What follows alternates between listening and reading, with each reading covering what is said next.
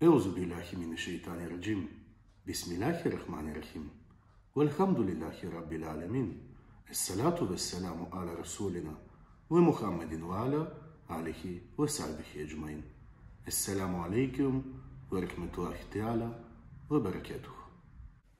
Скъпи вярващи, месеците Реджеп, Шабан и Рамазан, познати сред хората като трите месеца, са много важни за нас мюсюлманите. Сега вече сме на прага на първи от тези месеци – Реджеп. Четвъртък срещу петък е, нощта Регаиб. Всевишният е създал много причини за опрощаване на своите раби. Една от тях са трите месеци и благословените нощи в тези месеци. Вярващите през месеците Реджеп и Шабан правят равносметка в душите си, фокусират се повече върху ибадетите и така се подготвят за месец Рамазан. Мухтерем джемаат. Месец Реджеп е време за духовна сеидба, Шабан за напояване, а Рамазан за жътва. Щом достигне до месец Реджеп, Аллаховия пратеник Мухаммед, салалаху алейхи веселям, отправил тази молитва към Всевишния. О Аллах, благослови за нас месеците Реджеп и Шабан и ни дари с Рамазан.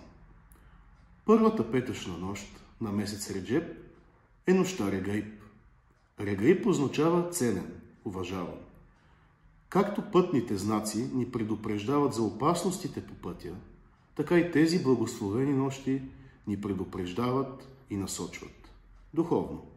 Насочват ни към действия, с които ще спечелим задоволството на Аллах.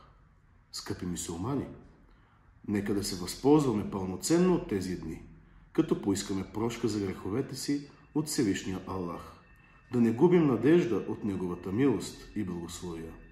По тази тема Дженаб Аллах повелява: О, раби мои, които престъпвате в ущърб на себе си, не губете надежда за милостта на Аллах. Аллах опрощава всичките грехове. Щом се покаете, то опрощаващия, милосърдния.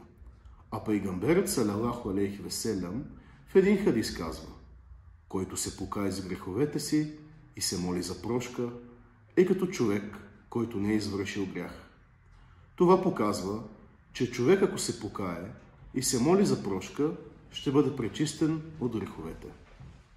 Скъпи мюсюлмани, поздравявам ви по случай трите месеци и нощта Регаиб, обогатени от Аллах с милост, прошка и духовни дарове. Пожелавам ви да ги изживеете пълноценно и да получите своя духовен дар. Değerli müminler, Regaib kandiliniz mübarek olsun. Esselamu aleyküm ve rahmetullahi teala ve berekatuhu.